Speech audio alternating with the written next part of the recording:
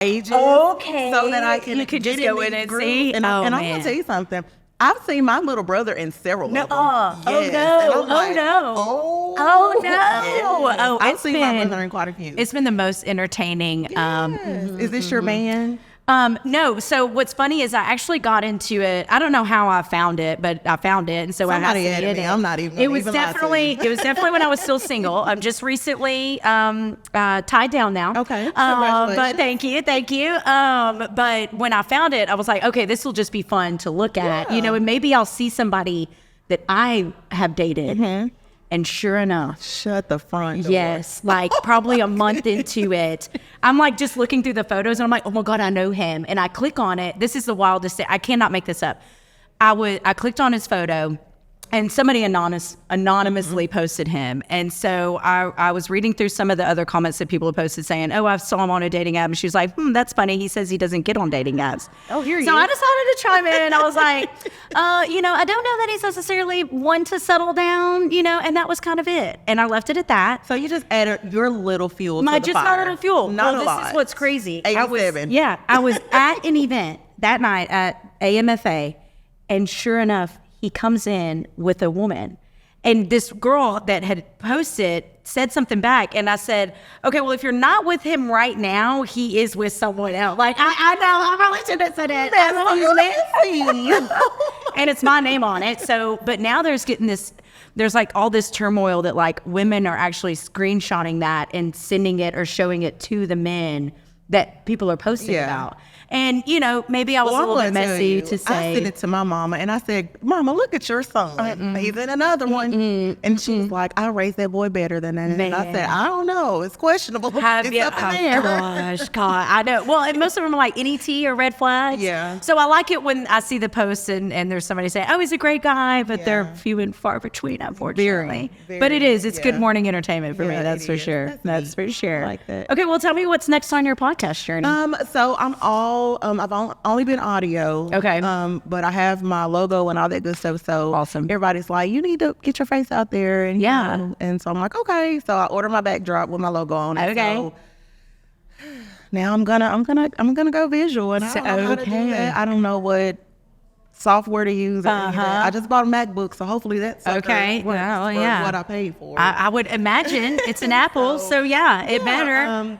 That's that. I've had several different podcasts reach out to me and like, hey, won't you come on? So I'm going on tour is what I call it. Okay.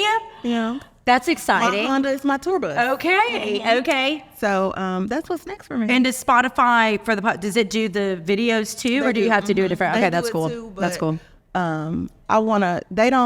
I don't know. Spotify's a little weird, but I'm looking for a new platform. Okay. I'm open to new stuff for sure. I dig it. I chose Spotify because it was easy. That's what I had heard, but I know there are better things out there. Yeah. So you mentioned that you started out like as a vent session. So what all do you really cover? I cover a lot of things. Okay. On Wednesdays, I call it my episode themed. Yeah. So I record on Sundays, and then Wednesday, it's midweek melted ice cream. Okay. And I'm like, do you want somebody to melt your ice cream? And I don't mean your literal ice cream. We're talking about something. And so a lot of the times what people do, they'll like send me a message on Facebook and it'll have like cover this topic or discuss this. Okay. This happened to me. Every now and then I have a lot of guys call in and they'll be like, can you record this? So I'll record their message and then I'll give my response to a certain so like my first midweek episode, a guy called and he lives in Conway. Okay. His kids live in Camden. And so he was saying how his kid's mom makes him drive all the way to Camden instead of meeting him halfway. And so I kind of gave my spiel on that or whatever. So it's been a wild ride. That's but super I like neat. it, though. That's super neat. That's awesome. Well, congratulations. It's nice to meet you. Nice to meet you, Your sister and her crew. Yeah, for sure. And anytime you need a guest, you just let me know. I will. I'll be there. Okay. I will. Okay, deal. Whenever you start, okay, make sure you do that topic. Keep me on it. Okay. And I'm coming. Which one do you like more?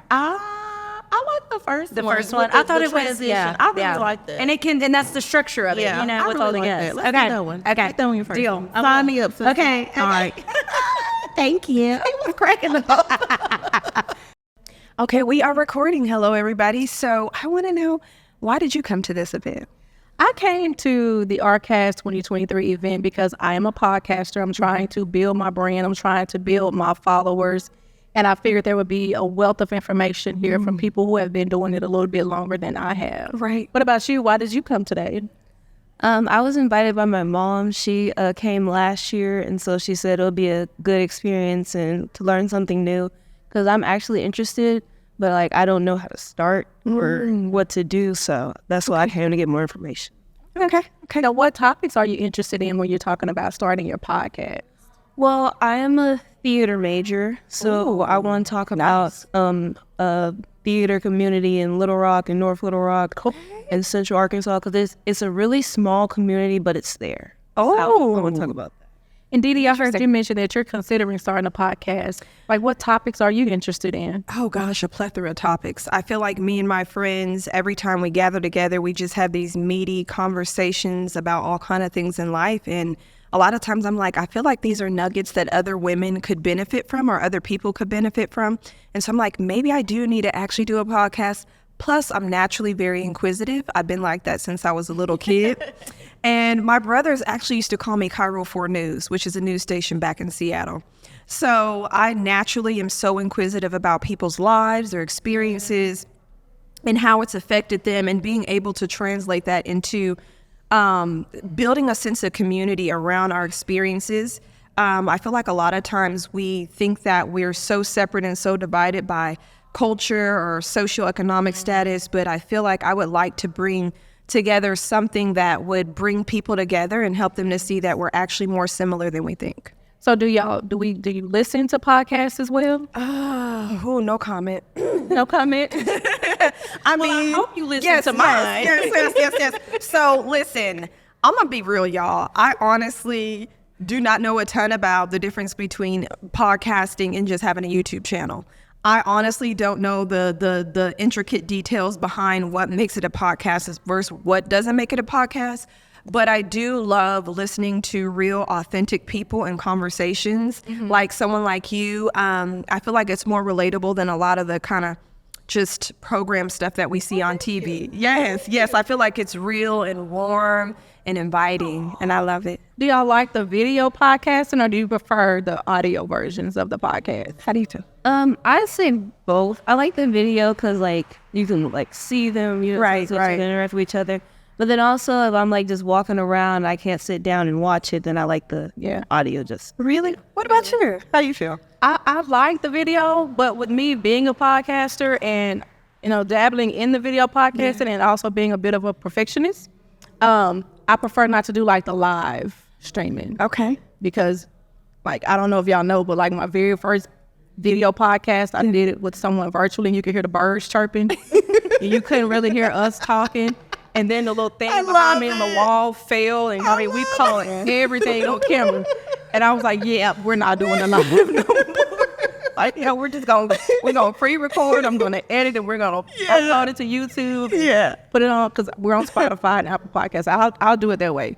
Because I was like, I appreciate the raw footage, but I'm like, I don't want to hear the birds chirping. So. Right. And I'm actually a perfectionist by nature too. But I will say this, I'm very visual. Like I notice like when I'm listening to things and it's audio, I can still track it and retain the information, but I retain it a little bit better and get a better connection when I see people for some reason. But I know everybody's kind of different. Some people are more auditory and they like to be on the go and play it while they're in the car. But I'm just for some reason just visual. But I think I could glean from both. Yeah, definitely think I can glean from both. Do y'all have any questions for me since you're trying to get into podcasting? Oh, good. Do you have any? I say when you're starting, what equipment do you have? So here's a myth.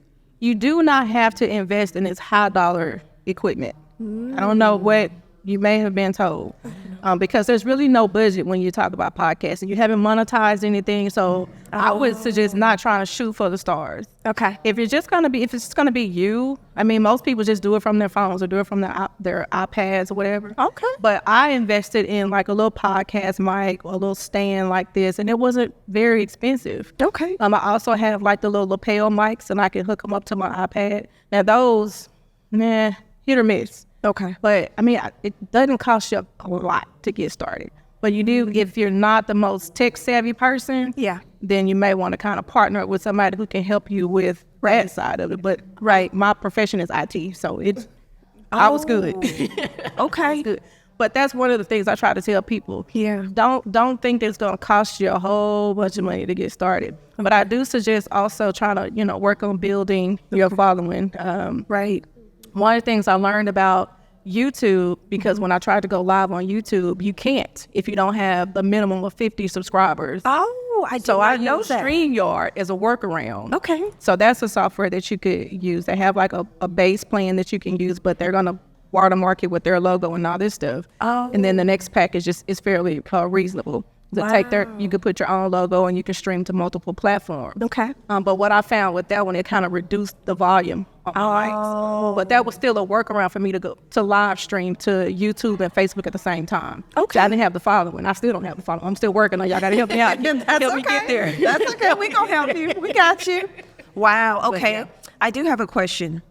What do you love the most about it? Like, what is that core thing that satisfies you in having a podcast? Well, for the topics that we discuss, that's where my satisfaction comes from, because I'm all about the women. Okay. And we talk about empowerment. We talk about healing. We talk about forgiveness. We talk about self-discovery. Okay. And I've told people before, and I'm going to put my age out here because I don't care. Okay. I'm 45. Okay. But you look good, though. But I'm still trying to discover some things about myself. And I find that I'm not the only one. Yes. So when we sit on my futon, I can't say couch. When we sit on my futon, it's good to have those conversations with women. And I feel like, I'm not the only one out here. And we just kind of, it's just an organic type of conversation that you need to have with other women. And I like that. And see, I think that that's such a beautiful thing. And I think there's so many people that are hungry for that. They're really looking for people to have these authentic conversations instead of seeing the polished version of people and the put together version. And it's like, no, we're all messed up. Everybody's had some type of situation in their life, whether it's not as traumatic or it's more traumatic. Like, we've all experienced different things that have caused us some type of pain or just skewed vision about life. And so I think that would also be like the same lines that I would go around is the self-discovery is so beautiful to me. That's where I'm at. I feel like that's where I'm at, and I'm 37, no shame in my game. I'm 37 years old, but just the journey of discovering myself has been so rich and so beautiful in understanding my value and my worth outside of external things. I feel like we typically tie our identity to careers and money, or if we're married or if we have children, like we typically let that be the thing that sets our value. Which is not fair, because the minute you are married and then you're not married doesn't mean you now have no value. And I'm like, no, that's not true. We are valuable. We have been created with value. And so I think that's something that I would want to encourage people with, which I know you're so great at because you're so warm and loving and inviting. I just keep it real. You do. You keep it so real. And I love that. And I feel like, again, we are living in a generation and a culture that so desperately needs that, because people are getting lost in the sauce with trying to put their identity in things. And then when they don't have that, we get depressed and we're like, wait, why am I here? Why am I alive? So I know I suspect that you're a baby. Yes. Because I'm sure my oldest is probably older than you. So where are you in your journey? Like what prompted you to feel like podcast would be the avenue? Was it something personal, or is it something just attached to what you're going to school for? Or I guess it's a little both, because when I first started college, I did online. So I was always by myself, and like after graduation, I didn't really talk that much to my friends, so I felt like I've been quiet for a long time, And so with a podcast, like I got a lot of stuff to say. So with the podcast, I feel like I can speak more, talk about like what I'm doing, what I want to do, because I've been like holding it in. It's a good avenue for you then. It's a good avenue for you. Yeah, because I just started going to an on-campus school now. Yeah. And like even with that, like after class, everyone goes home. You don't talk to nobody. Right. So that's why I really want to start like that. You say you got a lot to talk about. And somebody needs to hear what you got to say. Somebody needs to hear it. That's for sure. Can you think of anything off the top of your head that you feel like you just really, really want to talk about or get out there? Is there something that's already on your mind that you would want to specifically talk about? There's a few. Yeah. Or like one on the top of my head right now, I would say is Okay, there's two. Okay. I'm not gonna talk about the one, but I'll talk about Okay, that's okay. I'd say, But the two. I'd say, not having everything figured out. Yeah. We already gotta, like, people tell you got time, but then with social media and everything like that, it's like I'm gonna hurry up and rush. But I have to constantly tell myself I'm going at my pace. I have my own path and my own time. So a little conversation about just being you, being authentic, doing it your way. Yeah, I feel that. I want to hear that. Yes. I want to hear that conversation. Oh, I do. And how old did you say you were? I'm just 20. Okay. Girl. Okay. Listen, look, I feel like I need a gurney. Wow, you're 20. You're the same age as my youngest child.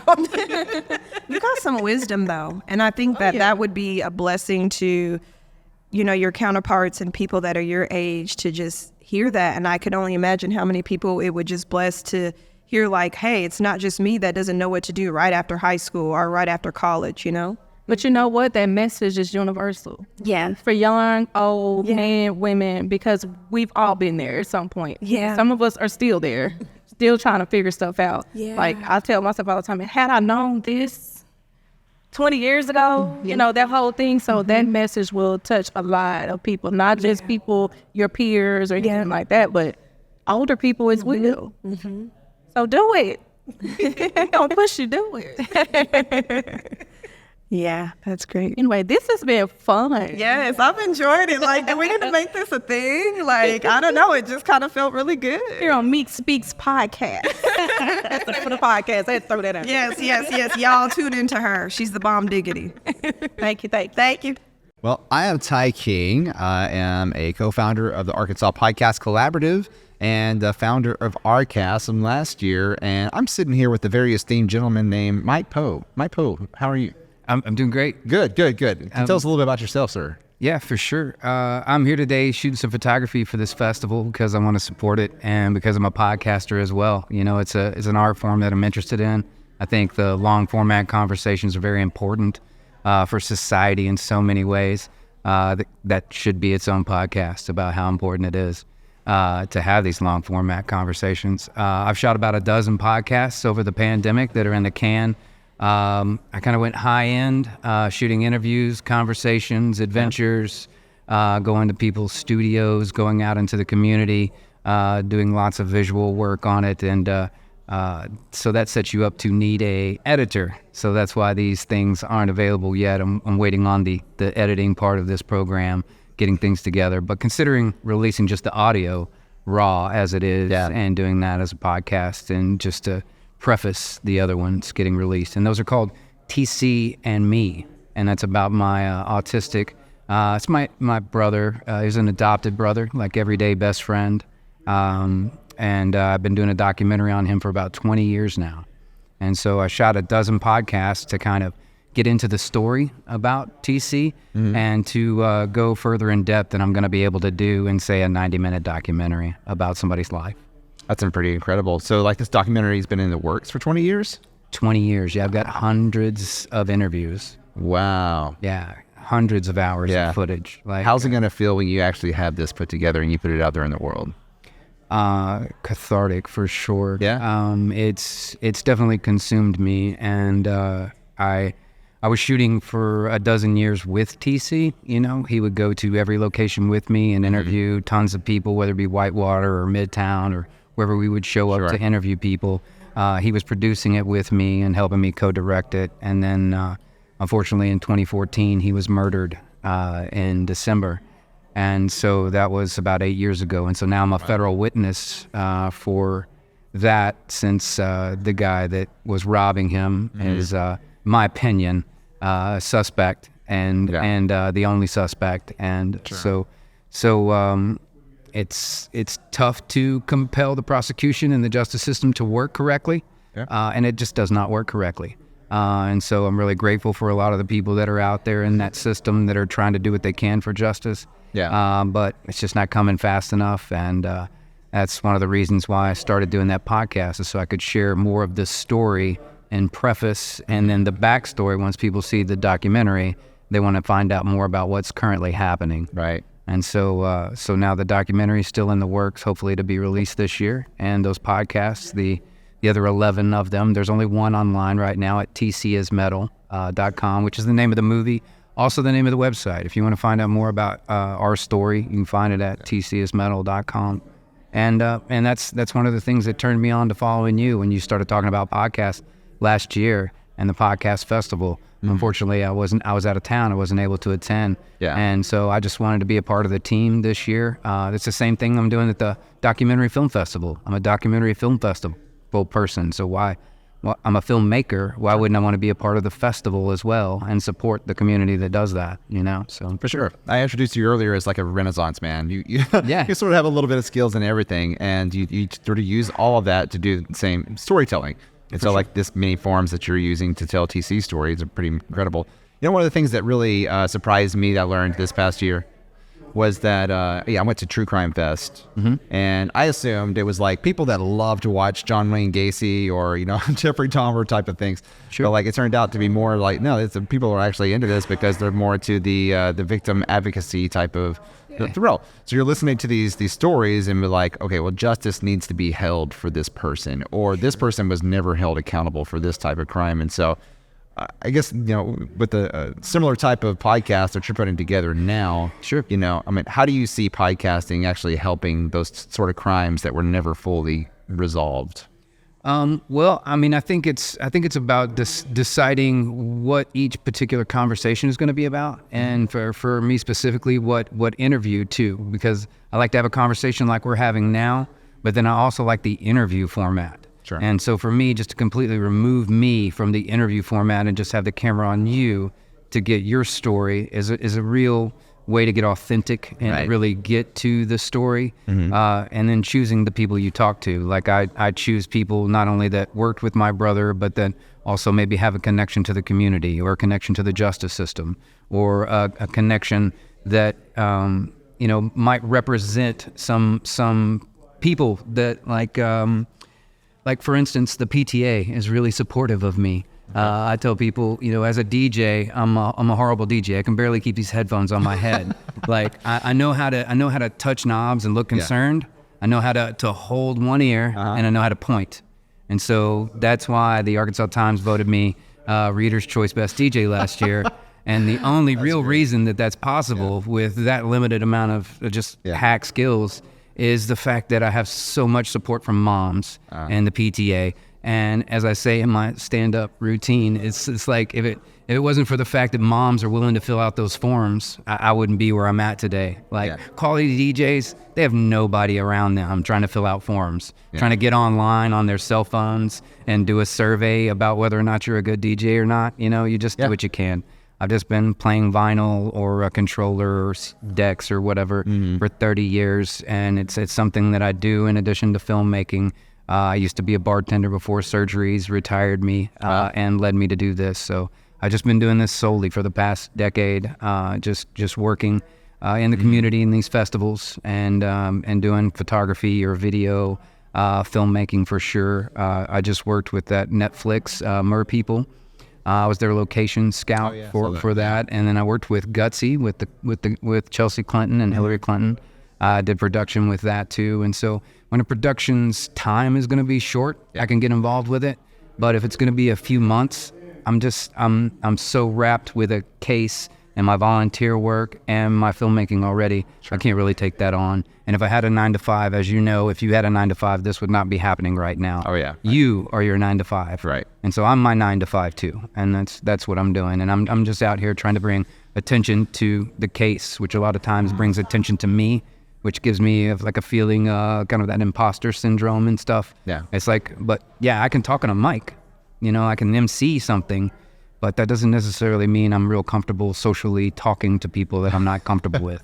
I completely understand that. I want to, as soon as the band's done, I want to go hit the car, hang out in the car until the next band starts, and then go back in. That's my MO. Yeah, for sure. I call myself a fake extrovert because I've trained myself to be able to talk to people. Absolutely. But after that, I need to go recharge. I'm going to go into the dark room without any other human beings, and I'm just going to sit there and let the woo-saw happen because like everything, the energies are flowing in. One of the things that's pretty amazing about this event, I appreciate you donating your services, today and helping us out with all the cameras. And I've been telling people, I was like, they were like, you got enough cameras out? You got enough, videographers and stuff? I was like, with Mike, we've got this thing in 4K and we're going to be showing it in IMAX because we got cameras from every angle, so I really appreciate it. One thing I found with hosting this festival, our second year, was that when you do have your own 9 to 5, right? So you work for yourself.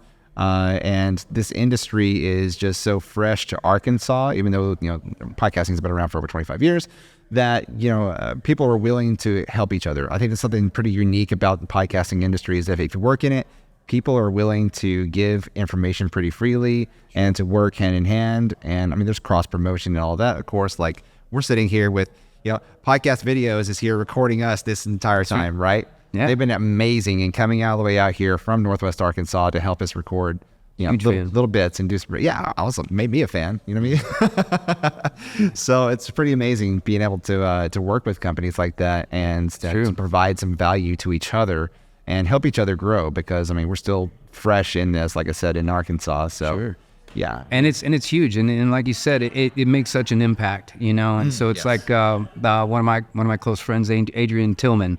He's also a rapper, goes by 607. He's working on his 50th album right now. He's also an incredible producer and an amazing podcaster. Yeah. And so he used his long format podcasting platform to interview judges during the last election. And he went and talked to judges about what it is they do and why we should vote for them, and went to their offices and shot those podcasts with them, and the mayor's office as well. And if you're asking me, like, how can podcasting change the world? That's exactly how it can. Like so many people don't really understand what a judge for a certain district does or what they're voting for, and he's changing that knowledge by giving these people a platform to share that. And it's really unfortunate. I don't think enough politicians take advantage of the long format. I think they're scared of it because it might expose some of the things that they can't do, because they've got to be political. They've got to share snippets. They've got to just be kind of on both sides of the line. And a podcast might nail you down, and make you honest. Yeah, so it definitely does. The education piece, huge. And entertainment, of course, is also in there. It's about personality. It's about a lot of different things. And that's what I love about it, is it's so versatile. It's kind of like a piece of clay. It's like, so you sort of set it on the table. When you say podcast, it's just sort of set on the table for you to form it into whatever you want to. It's absolutely. Yeah, because all of those dozen podcasts I shot, for instance, in my studio, they were all about TC, but they were all a conversation with a person, with a human. And so I'm explaining who this human is, who this person is that I'm talking to, who they are. And so it's a conversation between me and them. Like, say I did one with Seth Schreider. It's about junior high school. And so TC won the talent show in junior high. He's like a Napoleon Dynamite. Like, he won doing every member of KISS in 9th grade in 1987. Nice. And then I go to the auditorium, get the school's permission to get that interview of him telling that story there. And then I have us wandering around the campus telling other stories and things like that as part of an adventure. And so it's always about featuring who that person is, how their story connects to TC, but who they are, and that's so important. A lot of podcasts even aren't really getting to who that person is enough before they have a conversation. I love conversations. I love how Joe Rogan, he's the leader. He's the guy that does everything. That's just a conversation. He just starts it. It's a conversation. But there's somewhere in that conversation, there's an interview as well. And just how it organically happens. Yeah. It's just so amazing because you don't see that. Like Theo Vaughn, my favorite podcaster of all time. All right. He turned out to be a good friend over the years. I met him in 2017. Yeah. He's got he was on episode 20. He had 40,000 followers. Now he's got 4 million something on just Instagram. And he's still just as receptive to emails, still talking to me as a human and as a person and as a buddy. He's not any different, but what has happened is that he's authentically shared his story and who he is in those solo podcasts, but also just interviewed real people like a policeman or a trash collector or a coroner recently or a mortician. He interviews an everyman person, and that type of stuff needs to happen. You know, like it makes an impact to the communities, you know, like Definitely does. and it makes an impact to the podcast. You know, if Joe Rogan just interviewed comedians, he wouldn't be Joe Rogan. That's for sure. That's for sure, dude. Yeah. So I want to ask you, you got started into this because you're interested in podcasting, right? Before podcasting, what I noticed that, you know, you've got an amazing Blackmagic camera. Sure. You've got some interest in doing filmmaking and other things like that. So what were you into before podcasting, you know, started to be your thing? So I listened to podcasts as an enthusiast, I guess you'd say, because I mean, mine are like more like video game news type of thing. So if you know Rooster Teeth, that type of company, but anyways, so those types of, you know, comedy / you know, game news related podcasts. Those are the ones I tend to gravitate towards those and fictional podcasts. Okay. So Welcome to Night Vale, those types of podcasts there. But I started getting into the interview type of podcasting because of my marketing business that I own. So it was the Gridwave. I realized it was a great tool. And that's Arkansas Business Engine? That was the first iteration, and now it's American Business Engine. But I noticed there was an awesome opportunity to use it as a tool to interview the people that I wanted to actually network with, you know, people I wanted to learn from, and also people I wanted to shake hands and get introduced to. Sure. And so people were sort of flattered whenever you asked them, say, hey, you want to be on my podcast? And I'm like, oh yeah, great. And so I got started by watching Kevin Smith, you know, Fat Man Beyond. I love him. Yeah. I used to watch that. And so, I still do. And what I started doing was seeing who he had on as a guest, and then I would reach out to them on Instagram and ask them if they want to be a guest on my podcast, and they were doing it. No kidding. They were doing it. They had no idea I had no listeners or anything, but I was like, these are some of the comic book writers and artists that I grew up like just loving, you know what I mean? And I was like, I was starstruck, you know, I'm interviewing and all this stuff, but I wanted to do a good job, you know what I mean? I didn't want to just be there and be like, oh, I love all your stuff you create. I wanted to actually do some research on them before we actually sat down. Yeah, for sure.